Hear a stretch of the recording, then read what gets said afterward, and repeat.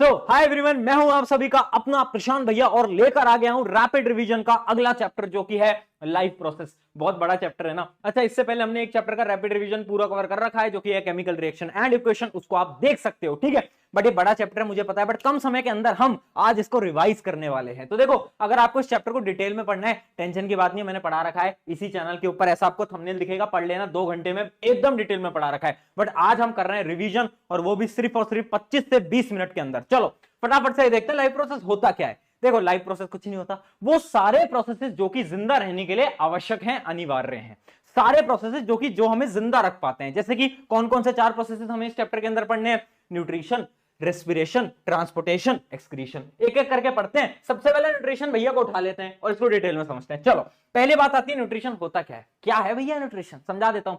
Nutrition is obtaining the food and utilising the food. खाने को खाना और उसकी एनर्जी को यूटिलाइज करना, उस पूरे प्रोसेस को हम बोलते हैं क्या? न्यूट्रिशन। कितने टाइप के होते हैं भैया न्यूट्रिशन? 2 टाइप के, ऑटोट्रॉफिक, हेटेरोट्रॉफिक। ऑटोट्रॉफिक कौन से? जो कि खुद का खाना खुद बनाते हैं, सेल्फ, है ना, खुद से ही अपना खाना बनाते हैं, जैसे कि प्लांट्स, डिटेल में बात करेंगे। हेटेरोट्रॉफिक क्या होता है? वो जो कि दूसरों पे डिपेंडेंट होते हैं अपने न्यूट्रिशन के लिए, जैसे कि हम। अब देखो, हेटेरोट्रॉफिक है 3 टाइप का। सबसे पहले आ जाता है क्या? होलोजोइक। ध्यान से देखना बेटा, होलोजोइक न्यूट्रिशन। होलोजोइक न्यूट्रिशन वो होता है जो कि हम फॉलो करते हैं। हम क्या करते हैं? सॉलिड खाने को खाते हैं और हमारी बॉडी के अंदर डाइजेशन होता है। उस पूरे प्रोसेस को हम बोलते हैं होलोजोइक। होलोजोइक न्यूट्रिशन 5 स्टेप्स के अंदर होता है, वो मैं आगे आपको बताऊंगा। अगला देखते हैं सेप्रोफेटिक। सेप्रोफेटिक न्यूट्रिशन क्या होता है? मतलब आप ये समझो कि ये सेप्रोफेटिक जो है ना, ये डेड एंड डीकेइंग मटेरियल्स को खाते हैं, है ना। डेफिनेशन पढ़ लेना, organisms feed on dead and decaying matter, food is digested externally. मतलब इसके अंदर खाना बॉडी के अंदर डाइजेस्ट नहीं होता, खाना बाहर डाइजेस्ट होता है। बहुत ज्यादा इंपॉर्टेंट पॉइंट है, एग्जांपल याद रखना, ब्रेड, मोल्ड, मशरूम, यीस्ट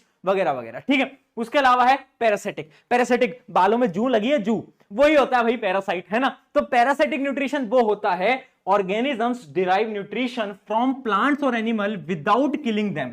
मतलब वो एक होस्ट के ऊपर होते हैं और उस होस्ट से खाने को लेते हैं और उस होस्ट को मारते नहीं है, ठीक है। जैसे जू हमारे बालों में लग जाती है तो हमसे ब्लड लेती रहती है बट हमें मारती नहीं है, वही सेम, ठीक है। तो इसके क्या होते हैं एग्जांपल याद रखेंगे, जो कि है टेपवर्म, लाइस। ये एग्जांपल आप इसके याद रखोगे। 3 टाइप के हो गए, समझ आ गया, क्लियर है। आगे बढ़ते हैं, चलिए। तो आपका बेसिकली हेटेरोट्रॉफिक के अंदर तो इतना ही है, बट ऑटोट्रॉफिक आपको पढ़ना पड़ेगा, क्योंकि ऑटोट्रॉफिक प्लांट्स करते हैं। कैसे करते हैं? फोटोसिंथेसिस। भैया बचपन से पढ़ते आ रहे हैं फोटोसिंथेसिस। अच्छा, ये रिएक्शन बचपन से देखते आ रहे हो? ये वाली रिएक्शन बिल्कुल देखते आ रहे हैं भैया। क्या होता था इस रिएक्शन के अंदर? कार्बन डाइऑक्साइड, पानी, क्लोरोफिल और सनलाइट की मदद से क्या बनता था? ग्लूकोज और ऑक्सीजन और वाटर। याद है ना? रिएक्शन ऑफ फोटोसिंथेसिस बहुत ज्यादा इंपॉर्टेंट है। ये बैलेंस आपको जो इक्वेशन है ये आपको याद रखनी है। अच्छा, एक चीज याद रखना, बहुत इंपॉर्टेंट पॉइंट बता रहा हूं, जो एनर्जी होती है ना, प्लांट्स जो होते हैं ना, अपनी एनर्जी को वो पता है कैसे स्टोर करके रखते हैं? वो स्टार्च के फॉर्म में स्टोर करते हैं। जबकि ह्यूमंस कैसे स्टोर करते हैं? ह्यूमंस ग्लाइकोजन की फॉर्म में अपनी एनर्जी को स्टोर करके रखते हैं, ठीक है। आगे बढ़ते हैं। अब देखो, कुछ स्टेप्स होते हैं कि ये जो फोटोसिंथेसिस का जो प्रोसेस होता है ना, इसके कुछ स्टेप्स होते हैं, बेसिकली 3 ही स्टेप होते हैं। स्टेप याद रखना क्योंकि बार बार क्वेश्चन आ जाता है। पहला स्टेप होता है absorption of light energy by chlorophyll. Chlorophyll सारी लाइट एनर्जी को अब्जॉर्ब करता है। उसके बाद स्टेप आता है conversion of light energy into chemical energy and splitting of water molecules, ठीक है। वाटर मॉलिक्यूल स्प्लिट हो जाते हैं, जो आपकी लाइट एनर्जी है वो केमिकल में कन्वर्ट हो जाती है। और लास्ट स्टेप आता है reduction of carbon dioxide to carbohydrate, carbohydrate का बन जाना। ये होता है लास्ट प्रोसेस। तो इन 3 प्रोसेसेस के अंदर आपका क्या होता है? फोटोसिंथेसिस। अब बड़ा ही एक इंपॉर्टेंट टॉपिक बताने जा रहा हूं जो कि है गार्ड सेल। ये डायग्राम बहुत ज्यादा इंपॉर्टेंट है। देखो, जो भी इंपॉर्टेंट डायग्राम है वो भी बताते चलूंगा। ये डायग्राम बहुत इंपॉर्टेंट है। ये डायग्राम क्या है? ये जो आपको बीन लाइक स्ट्रक्चर दिख रहे हैं ना, ये क्या है? ये गार्ड सेल है। गार्ड सेल क्या करते हैं? Controls the opening and closing of stomata. Stomata क्या करता है? गैसेस का एक्सचेंज। कौन कंट्रोल कर रहा है स्टोमेटा को? Guard cell. कैसे कंट्रोल कर रहा है? गार्ड सेल में पानी आया, गार्ड सेल ओपन हो गया, गार्ड सेल से पानी गया, गार्ड सेल क्लोज हो गया। तो गार्ड सेल को पानी पसंद है, बेबी को बेस पसंद है, गार्ड सेल को पानी पसंद है, याद रखेंगे। चलो, ये हो गई हमारी गार्ड सेल की कहानी। आगे बढ़ते हैं फटाफट से। अब जो मैं आपको बता रहा था ना होलोजोइक न्यूट्रिशन, वो देखो, जो आपका जो अमीबा होता है वो भी एक टाइप का होलोजोइक न्यूट्रिशन ही दिखा रहा होता है। तो इसके कुछ 5 स्टेप होते हैं। ये अमीबा का डायग्राम तो सबको पता होगा, 5 स्टेप बता देता हूं। पहला होता है इनजेशन, खाने को खाना, जैसे कि आप देख सकते हो अमीबा खाने को अपनी तरफ बुला रहा है। सेकंड स्टेप होता है डाइजेशन, खाने को डाइजेस्ट करना।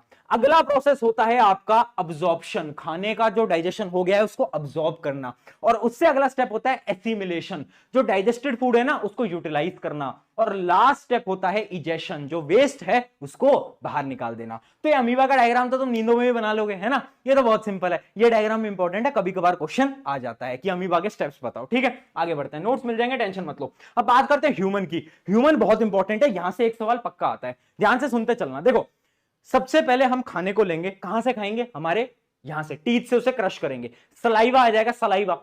सलाइवा में क्या होता है बेटा, याद रखेंगे, सलाइवा में होता है सलाइवरी अमाइलेज। सलाइवरी अमाइलेज क्या करता है, इतना भी जो कॉम्प्लेक्स शुगर होता है ना उसको सिंपलर शुगर में तोड़ देता है, यानी माल्टोज के अंदर तोड़ देता है, तो वो काम होता है सलाइवरी अमाइलेज का। ठीक है, तो उसके बाद क्या होता है, खाना नीचे आता है, ये जो आप देख पा रहे हो ये है ईसोफेगस। ईसोफेगस में खाना कैसे जाता है, पेरिस्टाल्टिक मूवमेंट, पेरिस्टाल्टिक मूवमेंट की मदद से खाना नीचे आता है। फिर खाना आता है आपके जे शेप्ड ऑर्गन, जिसको हम बोलते हैं स्टमक। क्या बोलते हैं, स्टमक। स्टमक के पास होती है तीन चीजें, हाइड्रोक्लोरिक एसिड, अगली क्या होती है म्यूकस जो कि लेयर होती है, और अगली होती है पेप्सिन। पेप्सिन क्या होता है, एक ऐसा एंजाइम होता है जो कि प्रोटीन की डाइजेशन में मदद करता है। उसके बाद खाना नीचे जाता है तो दो गुंडे मिलते हैं, एक है लिवर, एक है पेनक्रियास। एक है आपका लिवर और एक है आपका पेनक्रियास। तो देखो सबसे पहले कौन आता है, सबसे पहले लिवर आता है। लिवर के पास होता है बाइल जूस। बाइल जूस को लिवर पता है कहां स्टोर करके रखता है, गॉल ब्लैडर के अंदर। कहां पर, गॉल ब्लैडर के अंदर। ठीक है, अब गॉल ब्लैडर में बाइल जूस है। बाइल जूस का काम क्या है, दो काम है। सबसे पहला काम है इमल्सिफिकेशन ऑफ फैट, फैट को तोड़ देना। देखो यहां पर लिखा भी होगा, मैं आपको दिखा भी देता हूं। फैट्स को सबसे पहला काम होता है फैट्स को तोड़ देना। अगला काम क्या होता है कि जो फूड है ना उसको एल्कलाइन बनाना, यानी बेसिक बनाना, है ना, बेसिक नेचर पता है ना, बेसिक बनाना। ठीक है, दो काम होता है। अब दूसरा गुंडा आता है, दूसरा गुंडा है पेनक्रियास। पेनक्रियास क्या करता है, पेनक्रियास पेनक्रियाटिक जूस देता है, जिसमें तीन एंजाइम होते हैं। कौन कौन से एंजाइम होते हैं, सबसे पहला होता है आपका ट्रिप्सिन। ट्रिप्सिन क्या करता है, प्रोटीन को तोड़ता है। अगला आता है लाइपेस। लाइपेस क्या करता है, फैट को तोड़ता है। और लास्ट आता है क्या, पेनक्रियाटिक अमाइलेज। पेनक्रियाटिक अमाइलेज क्या करता है, डाइजेशन ऑफ कार्बोहाइड्रेट्स। ठीक है, तो यहां तक खाना डाइजेस्ट हो गया। अब खाना जाता है डायरेक्टली स्मॉल इंटेस्टाइन के अंदर। अब देखो नाम में स्मॉल है बट काम इसका बहुत बड़ा है, क्योंकि स्मॉल इंटेस्टाइन 5 से 7 मीटर लंबी होती है, तो इसका निकनेम है छोटा डॉन। नाम याद रखेंगे, छोटा डॉन। अब देखो इसके अंदर फाइनल डाइजेशन टेक प्लेस करता है। याद रखना ये जो आपकी जो स्मॉल इंटेस्टाइन होते हैं ना, इसके पास एक स्ट्रक्चर होता है जिसको हम बोलते हैं विलाय। ये आपकी स्मॉल इंटेस्टाइन, इसमें फिंगर लाइक स्ट्रक्चर होता है जिसको हम बोलते हैं क्या, विलाय। विलाय क्या करता है, विलाय के अंदर बहुत सारी ब्लड वेसल्स आ रही होती है, ब्लड वेसल्स होती हैं इसके अंदर। ठीक है, तो ये ना अब्जॉर्प्शन करता है खाने का। जैसे ही खाना आया, डाइजेस्टेड खाना आया, विलाय के पास आया, विलाय के अंदर क्या है, ब्लड वेसल्स है, तो विलाय क्या करता है, डाइजेस्टेड फूड को ब्लड्स के अंदर अब्सॉर्ब कर लेता है। तो यानी अब्सॉर्प्शन का काम किसका है, स्मॉल इंटेस्टाइन का। अब खाना उसके बाद जाता है ये लार्ज इंटेस्टाइन में। लार्ज इंटेस्टाइन क्या करता है, जितना भी पानी है उसको खींच लेता है, और जो वेस्ट है वो एनएस की मदद से बाहर आप एक्सक्रीट कर देते हो। ये पूरा का पूरा हो गया ह्यूमन न्यूट्रिशन। चलिए बेटा आगे बढ़ते हैं रेस्पिरेशन के ऊपर। रेस्पिरेशन क्या है, देखो याद रखना, रेस्पिरेशन ब्रीथिंग अलग है। ब्रीथिंग क्या है, ये है ब्रीथिंग, यानी ब्रीथिंग होती है इनहेलिंग एक्सहेलिंग, ये है ब्रीथिंग। जबकि रेस्पिरेशन क्या होता है, respiration is the process by which food is burned in the cell of the body with the help of oxygen, यानी फूड का तोड़ना और क्या करना, एनर्जी का रिलीज करना। उस पूरे प्रोसेस को हम क्या बोलते हैं, रेस्पिरेशन। रेस्पिरेशन और ब्रीथिंग का डिफरेंस बार बार पूछा जाता है, तो याद रखना कि ब्रीथिंग जो होता है वो फिजिकल प्रोसेस है, ये एक प्रकार का बायोकेमिकल प्रोसेस है। इसमें कोई एंजाइम नहीं होता, इसमें बहुत सारे एंजाइम्स मिले होते हैं। ठीक है, और ये कुछ ऑर्गन्स के अंदर होता है, मतलब इसका एक ऑर्गन है, कौन सा, लंग। और रेस्पिरेशन हर एक सेल के अंदर होता है, हर एक सेल के अंदर होता है। तो कुछ डिफरेंस है, 3 या 4 डिफरेंस आप हमेशा याद रखना, क्योंकि क्वेश्चन कभी पूछा जा सकता है 3 नंबर के अंदर। आगे बढ़ते हैं। अब देखो रेस्पिरेशन होता है 2 टाइप का, एक होता है एरोबिक, एक होता है एनारोबिक। एरोबिक क्या होता है, एरोबिक होता है जहां पर ऑक्सीजन है, एनारोबिक जहां पर ऑक्सीजन नहीं है। एक टेबल दिखाता हूं, उसकी मदद से समझ आएगा। देखो ये टेबल बहुत इंपॉर्टेंट है बेटा। हमारे पास था ग्लूकोज, ग्लूकोज जाता है साइटोप्लाज्म में, साइटोप्लाज्म में ग्लूकोज टूट जाता है किसके अंदर, पाइरूवेट के अंदर। ठीक है, अब पाइरूवेट के पास 3 रास्ते होते हैं। एक रास्ता जहां पर ऑक्सीजन है, प्रेजेंस ऑफ ऑक्सीजन, अगर पाइरूवेट को ऑक्सीजन मिलता है तो खुश हो जाता है, तो वो क्या करता है, एरोबिक रेस्पिरेशन करता है। और याद रखना एरोबिक रेस्पिरेशन में हमेशा कार्बन डाइऑक्साइड, वाटर और एनर्जी बनता है। अगर उसको ऑक्सीजन नहीं मिलता, अगर उसे बिल्कुल ऑक्सीजन नहीं मिलता, तो वो पता क्या करता है, बिल्कुल ऑक्सीजन नहीं मिलता तो वो इथेनॉल, कार्बन डाइऑक्साइड और एनर्जी बनाता है, इथेनॉल बनाता है, याद रखना। ठीक है, और अगर उसे थोड़ा बहुत ऑक्सीजन मिल जाता है तो क्या करता है, वो लैक्टिक एसिड बना लेता है। आप जब खेलने जाते हो तो आपके मसल्स में क्रैम्प आ जाते हैं ना, वो इसी वजह से आते हैं क्योंकि आपके मसल्स में लैक्टिक एसिड बन जाता है जब आपके मसल्स में ऑक्सीजन की कमी होती है। ठीक है, तो ये टेबल बहुत इंपॉर्टेंट है, याद रखना, क्वेश्चन पक्का आएगा। जो पढ़ा रहा हूं, अगर कल परसों में पेपर है तो यहीं से आने वाला है, शर्त लगा लो। आ जाओ आगे बढ़ते हैं। अब इस पूरे के पूरे डायग्राम को देखना, बहुत इंपॉर्टेंट डायग्राम है। देखना इसमें आप सारी चीजों को याद रखना, मैं आपको क्या समझाने वाला हूं, देखते चलो। हम सांस कहां से लेते हैं? नाक से लेते हैं और मुंह से भी ले सकते हैं, ठीक है। तो स्टार्टिंग में होता है हमारा नेजल पैसेज। नेजल पैसेज से नीचे जाओगे तो यहां पर आ जाता है आपका फेरिंग्स, ये है फेरिंग्स। उसके नीचे है लेरिंग्स। लेरिंग्स क्या होता है? वॉइस बॉक्स, जहां से मेरी आज आवाज निकल रही है, ठीक है। उसके बाद आप नीचे जाओगे तो ये आ गया आपका क्या? ट्रैकिया। ये क्या आ गया? ट्रैकिया। अब ट्रैकिया डिवाइड हो जाता है, ये आप देख पा रहे हो, ये जो डिवाइड हो गया है ये ब्रोंकाइज के अंदर डिवाइड हो गया है। ब्रोंकाइज डिवाइड हो जाते हैं ब्रोंक्यूल्स के अंदर, और ब्रोंक्यूल्स के एंड में होता है एल्वोलाई सैक। एल्वोलाई सैक क्या होता है? जैसे अंगूर का गुच्छा देखा है, अंगूर का गुच्छा, वैसे ही छोटे छोटे छोटे छोटे क्या होते हैं? एल्वोलाई के सैक होते हैं, ठीक है। यहां तक क्लियर है? अब ध्यान से सुनना, यहां पर एक चीज होती है रिब केज, ये पूरा का पूरा रिब केज है, और ये जो नीचे है ना ये होता है डायफ्राम। अब देखो डायफ्राम की एक चीज याद रखना, डायफ्राम की शेप होती है कर्व्ड। जब हम सांस लेते हैं ना, डायग्राम ऐसा है, जैसे मैंने सांस लिया तो डायग्राम फ्लैट हो जाता है, और सांस छोड़ी वापस से ऐसा हो गया, सांस ली फ्लैट हो गया, ठीक है। ये क्लियर है डायग्राम का? अब सुनो, अब भैया गैस एक्सचेंज हो कैसे रहा है? एल्वोलाई में क्या है ऐसा समझा देता हूं। देखो एल्वोलाई के अंदर क्या होता है? एल्वोलाई के अंदर होती है बहुत सारी ब्लड वेसल्स, ब्लड वेसल्स होती हैं एल्वोलाई के अंदर, ठीक है। अब हमने सांस ली, ऑक्सीजन आ गया कहां पर? एल्वोलाई के अंदर। एल्वोलाई के अंदर थी ब्लड वेसल, तो जो ब्लड के अंदर कार्बन डाइऑक्साइड था ना वो तो बाहर निकल जाता है, और जो उसके अंदर ऑक्सीजन था वो ब्लड वेसल के अंदर वापस आ जाता है। तो हमारे ब्लड को ऑक्सीजन मिल जाता है और कार्बन डाइऑक्साइड बाहर चली जाती है। ये मेन काम होता है एल्वोलाई का। कौन करता है बेटा? एल्वोलाई। कैसे कर पाता है? क्योंकि ब्लड के अंदर होता है क्या? हीमोग्लोबिन। और हीमोग्लोबिन को किससे प्यार है? हीमोग्लोबिन को प्यार है ऑक्सीजन से। जैसे वो ऑक्सीजन को देखता है बोलता है ऑक्सीजन मेरे पास आ जा, कार्बन डाइऑक्साइड मुझसे दूर चले जा। तो ये पूरा का पूरा प्रोसेस है, याद रखना बहुत ज्यादा इंपॉर्टेंट है। चलिए बेटा आगे बढ़ते हैं। अब बात करते हैं ट्रांसपोर्टेशन की। ट्रांसपोर्टेशन क्या है? मूवमेंट करना है। किन की मदद से होगा? तीन चीजों की मदद से होगा। पहले है ब्लड। ब्लड क्या है? ब्लड एक टाइप का फ्लूइड है, सबको पता है। ब्लड के क्या क्या पार्ट्स होते हैं? एक तो होती है प्लेटलेट्स, आपके कहीं लग जाती है तो ब्लड क्लॉटिंग हो जाती है, किसकी मदद से होती है बेटा? प्लेटलेट्स की मदद से। उसके अलावा एक होता है प्लाज्मा। प्लाज्मा क्या होता है? ब्लड फ्लूइड होता है, बस इतना याद रखो, पानी होता है ब्लड का। अगली चीज है ब्लड सेल। दो टाइप के ब्लड सेल, कौन से? अरे बोलो यार, आरबीसी, डब्ल्यूबीसी। आरबीसी के पास क्या है? हीमोग्लोबिन। डब्ल्यूबीसी क्या करता है? इम्यूनिटी प्रोवाइड करता है। बहुत बढ़िया बेटा। अब देखो अगली चीज है ब्लड वेसल। ब्लड वेसल क्या करती है?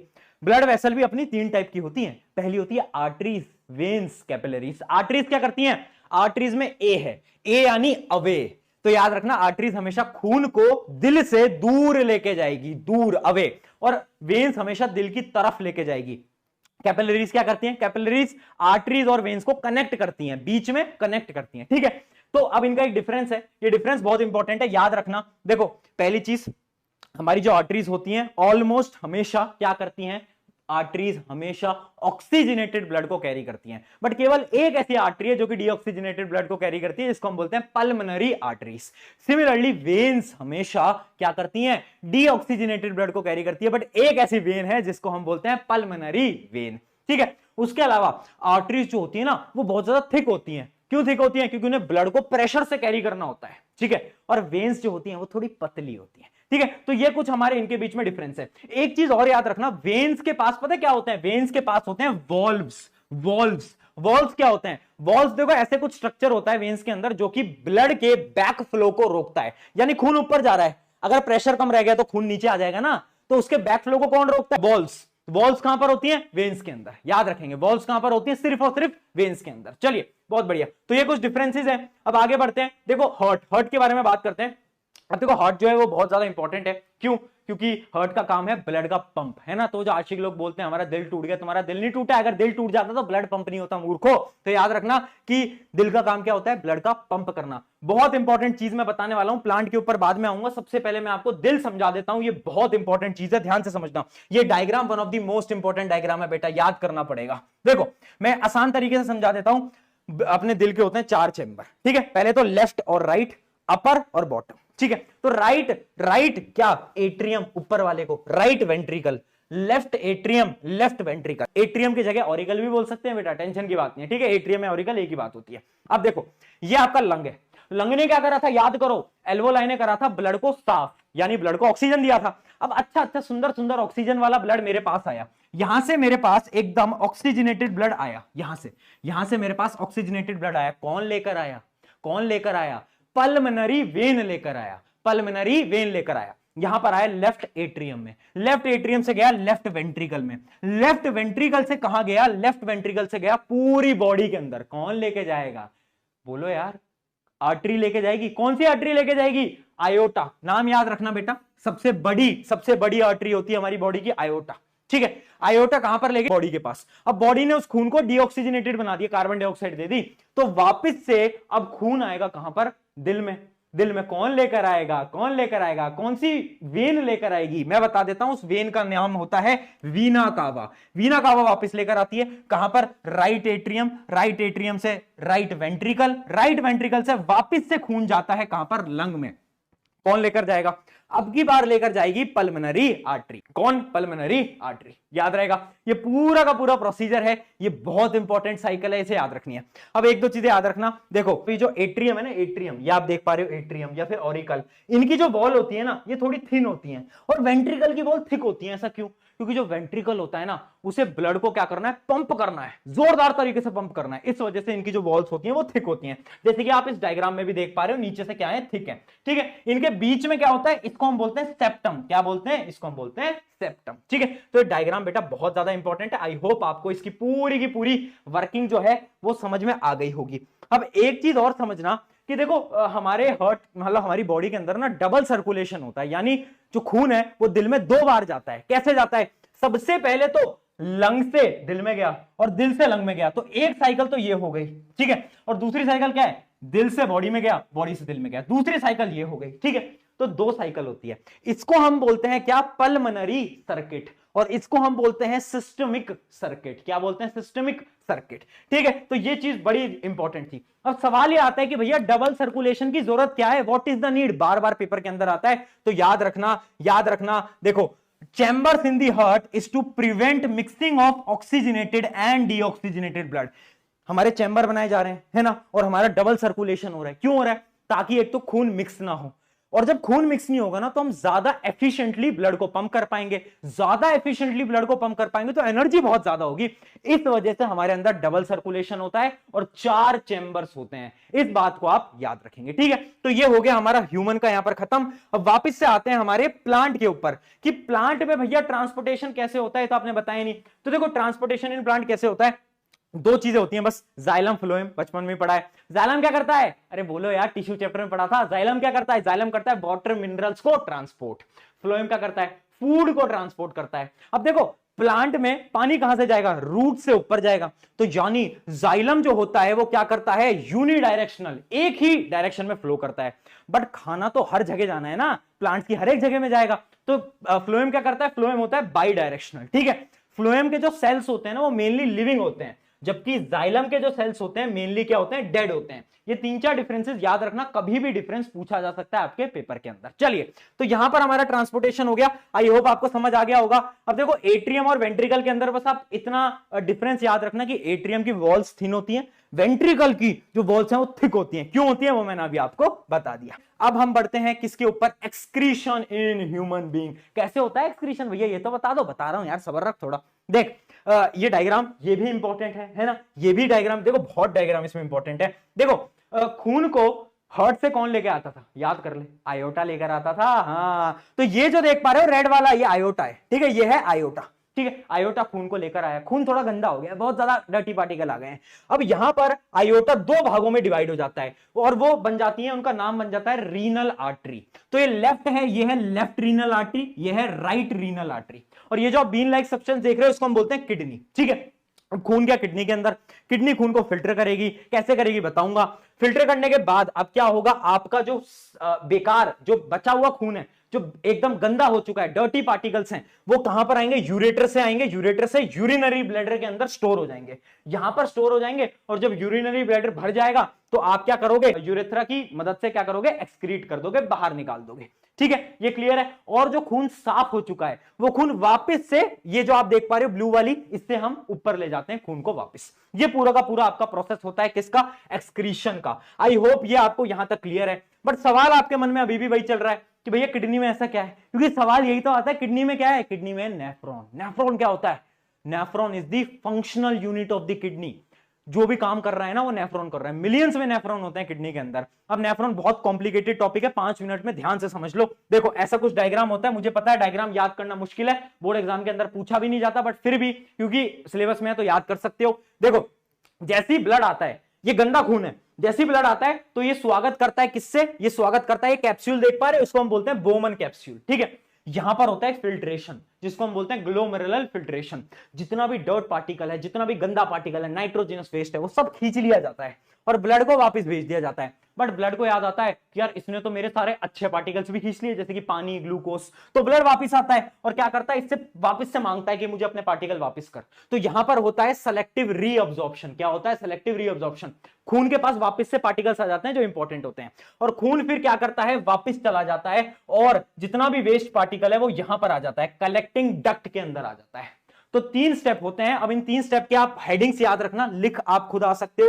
पहला होता है ग्लोमेरुलर फिल्ट्रेशन, ठीक है, ग्लोमेरुलर फिल्ट्रेशन, जहां पर एकदम फिल्ट्रेशन हो रहा है। सेकंड है सेलेक्टिव रीअब्जॉर्प्शन, जहां पर खून अपने सारे प्रोडक्ट्स को वापस ले रहा है, जो भी यूजफुल प्रोडक्ट्स हैं। और लास्ट होता है ट्यूबुलर सिक्रीशन, कि एक ट्यूब्यूल के अंदर सारा वेस्ट पार्टिकल क्या हो जाता है, इकट्ठा हो जाता है, उसको हम बोलते हैं ट्यूबुलर सेक्रीशन, ठीक है। फिर उसके बाद आपका यूरिन बन जाता है, वो यूरिनरी ब्लैडर के अंदर चला जाता है और उसके बाद यूरेथ्रा की मदद से आप एक्सक्रीट कर देते हो। आई होप यहां तक आपको एकदम समझ आ गया होगा। लास्ट टॉपिक है कि प्लांट्स कैसे करते हैं एक्सक्रीशन। तो देखो, एक तो गैस बाहर छोड़ते हैं ना प्लांट, जो भी आपकी ऑक्सीजन जो आप बाहर जाते हो वो एक्सक्रीशन ही तो है प्लांट का। उसके अलावा प्लांट क्या करते हैं, रूट्स के अंदर भी बहुत सारे पार्टिकल्स को रिलीज करते हैं, लीव्स के अंदर पानी के पार्टिकल्स को रिलीज करते हैं। उसके अलावा अगर आपने कुछ प्लांट्स देखे हो ना, तो अपनी स्टेम के अंदर क्या करते हैं, कुछ गम्स को, कुछ रेजिन्स को रिलीज करते हैं, जिनसे हम रबड़ भी बनाते हैं। तो वो भी प्लांट का क्या है, वेस्ट पार्टिकल ही है। तो ये कुछ पॉइंटर्स हैं कि जो कि प्लांट कैसे अपने वेस्ट प्रोडक्ट को रिलीज करते हैं। तो आप देख सकते हो, ऑक्सीजन,